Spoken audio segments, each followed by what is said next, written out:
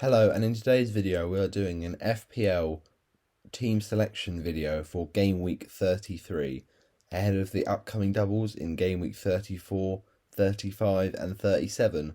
I thought I'd show you my team going into this week, possible transfers, captaincy debate and much more. So make sure you go and like the stream, comment in the live chat what your transfers are in Game Week 33 and let's get into it by looking back at how we got on in Game Week 32. So Game Week 32, it was a huge green arrow for me, up from 73k to 55k, which was very nice.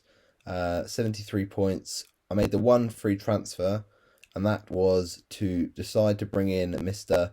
Mikalenko for Everton, at home to Burnley side who have been shy this season for goals. I thought it was worth going for Mikalenko, and it really did work out. 8 points, very happy with that. Doughty, on the other hand, got just the 2, so it was a good transfer. And in goal for Bournemouth, I had Mr. Norberto Neto, who unfortunately did concede in the end.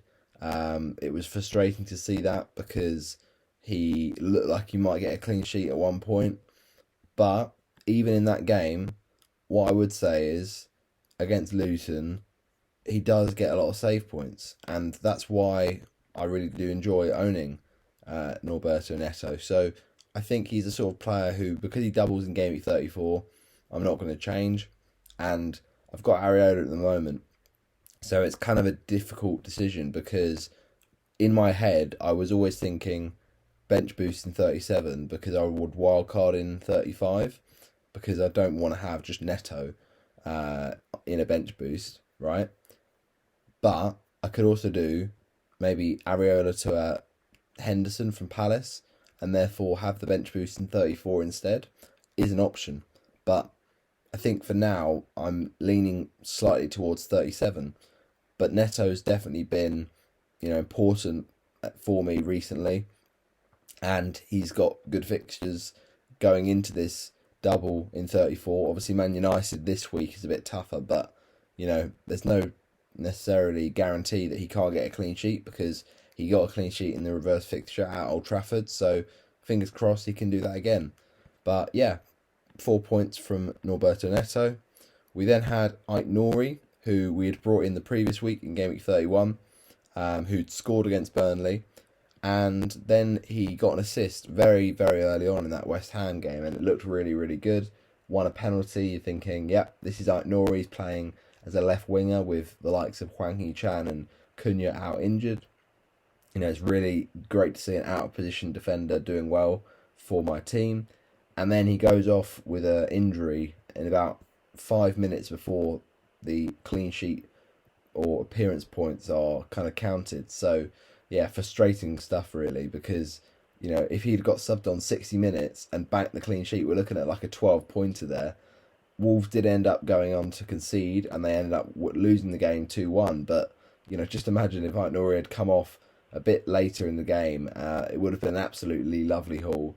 But it is what it is. Ike Nori hopefully will be fit for Game Week 33. There's been a lot of people on Twitter just speculating, and some even taking the mickey out of it, that they've seen Ike Nori in different parts of the world. They've seen him on the motorway, or they've seen him coming out of IKEA in crutches. They're just making stuff up as they go along. With Ike Nori, I'm fairly confident that he'll start against Nottingham Forest, because with what the Wolves manager O'Neill said, it did sound fairly positive. He's basically, he feels optimistic on some minutes. I think he's definitely in the matchday squad, and whether he starts, I don't know, but it's one of those ones where if you have him, you've probably got nothing to lose, because a lot of people probably have to start him based on their defensive options. But I think he's probably going to start, because who else do they have in those positions? I mean, they can start like someone like Totti or someone, but I still feel there's a good chance there's a good chance of Aït-Nouri playing. So yeah, I think we should be okay. We should be fine, and I wouldn't get too worried about that for any fellow Aït-Nouri owners. Mikalenko, as I mentioned, lovely 8 points last week, and he's got obviously the double game week in 34, which is why I brought him in. The thing about Mikalenko though is that Everton are not the best defence, but he's got attacking threat and he can pop up with a goal at any time. On our Former Temporary podcast this week, we had FPL Juice's Nick, who is a big fan of Vitaly Mikalenko, and we talked about him there. That yeah, okay, the fixtures are looking quite good, and even without the double, he could be a really good asset to own, for the next couple of weeks. And yeah, I don't think he's a bad option. I think he could be a player who I actually end up having to bench in game week 34 because I've got a lot of great attacking options who are more offensive than Mikalenko. So if I'm starting, say, 10 in the team alongside Haaland, 10 doublers, then Mikalenko might not be one of those because of the fact that he's a low upside in terms of compare that to a midfielder with a double game week. So yeah, he might be sat on the bench. If Hwang Hee-chan and Aït-Nouri are still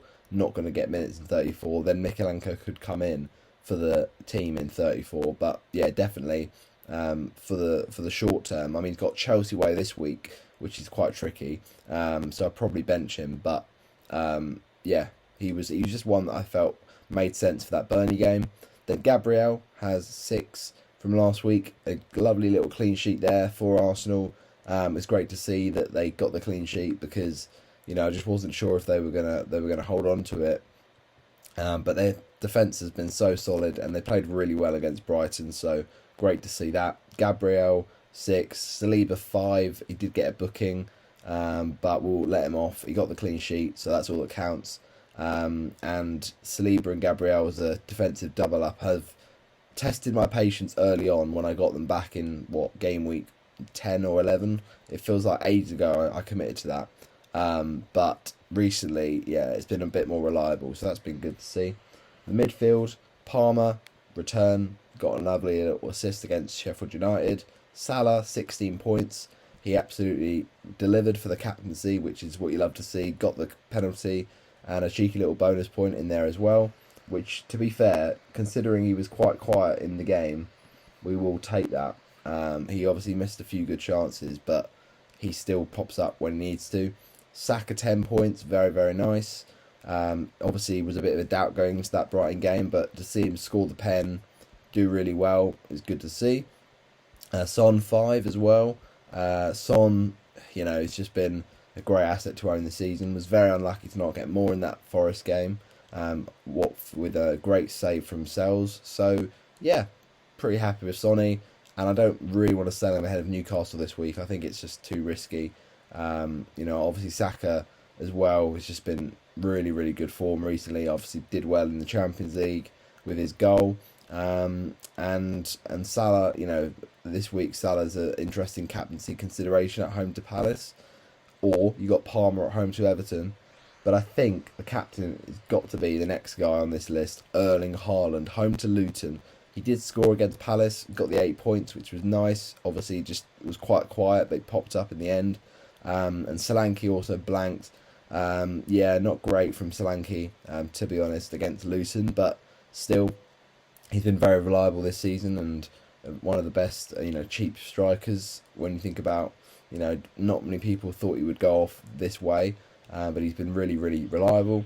And on the bench, we had Areola, who didn't play, of course. Zabarnyi. Glad I benched him because I was thinking about starting the double Bournemouth defence against Luton, but knowing that Luton often score at home, I decided to bench Zabarnyi, and that was a good decision. The one that's annoying is I benched Mateta.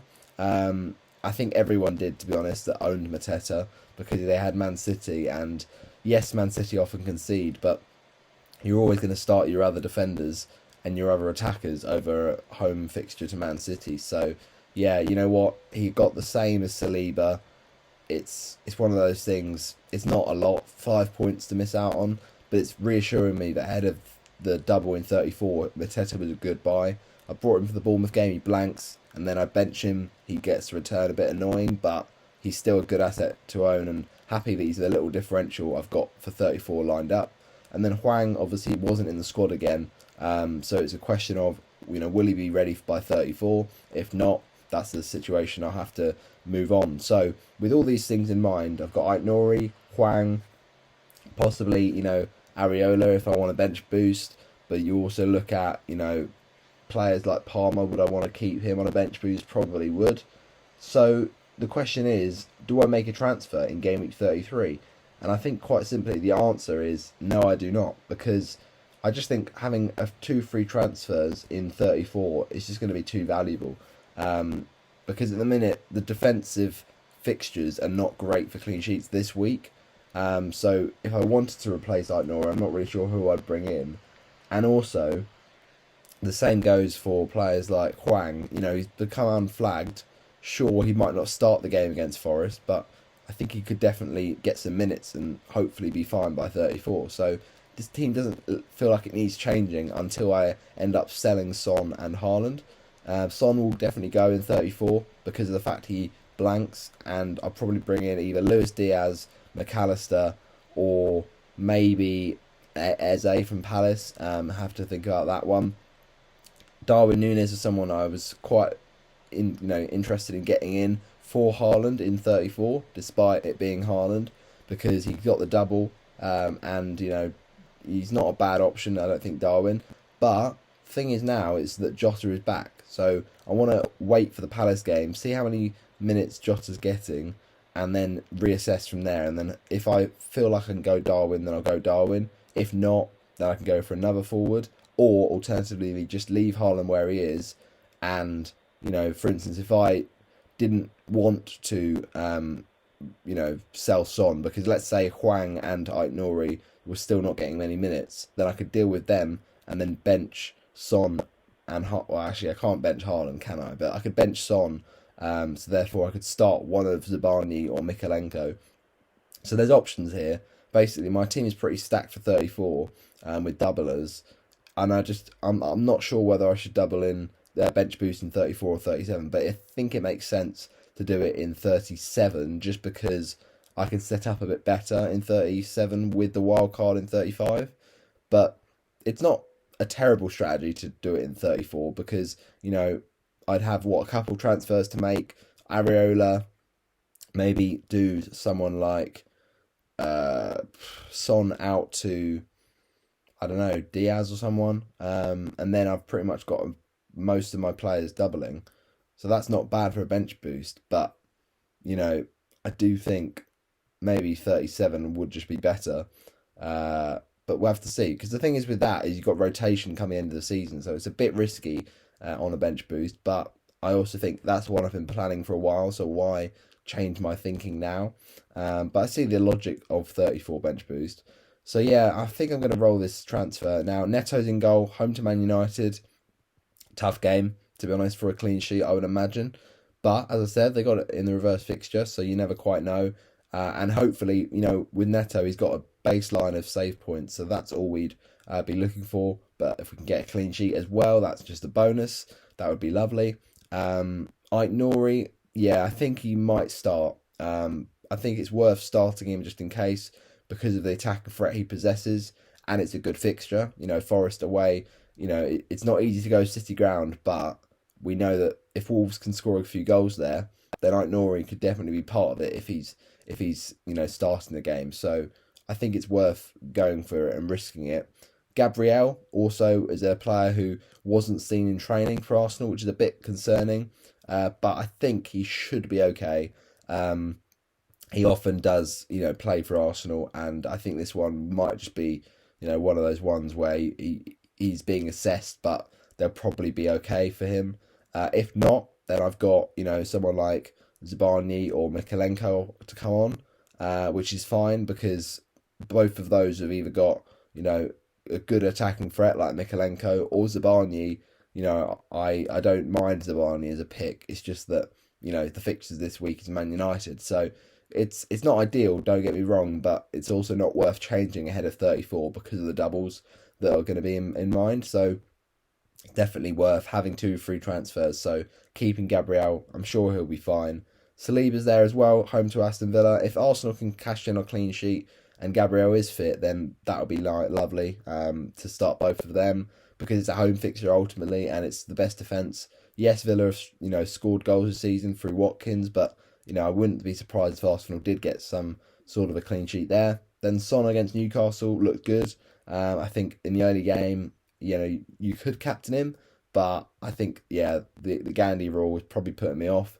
And Newcastle, they're probably a bit better defensively at St James's Park than away from home, but I still think that Newcastle defence can be got at, and Son is very good on the break, so he's definitely worth a consideration. Saka, home to Villa, not a bad captaincy shout, to be fair, a bit differential, because obviously he did really well against Brighton, and Villa have defensively struggled this season, but I think people will probably swerve that still. Saka and Salah are two good home options. Palace at home is not a bad captaincy, because he's got a good record against Palace, has Salah. You've got Palmer at home to Everton. Yeah, very, very nice fixture that. It's just with Chelsea, do we know they're going to turn up every single week? Mateta away to Liverpool. Don't really fear that fixture because Liverpool's been conceding recently, and Mateta's in good form, so I'm happy to play him this week. And then Haaland at home to Luton has to be captain for me, because just don't overthink this one. It's Haaland, and he's a flat track bully. He's an absolute goal machine against the smaller sides. Maybe the struggling games has been against the top six sides, but Solanke, Man United at home as well, good fixture. Defensively United have been poor. And so I've got on the first of my bench Hwang Yi-chan. Even though I don't think he'll start, I've gone with Hwang at first sub over Zabani because you got to always back the attacker usually, and even if he gets reduced minutes, he could get an assist off the bench or something. So if it comes to that, actually I've just realised in what situation would I get Hwang off the bench?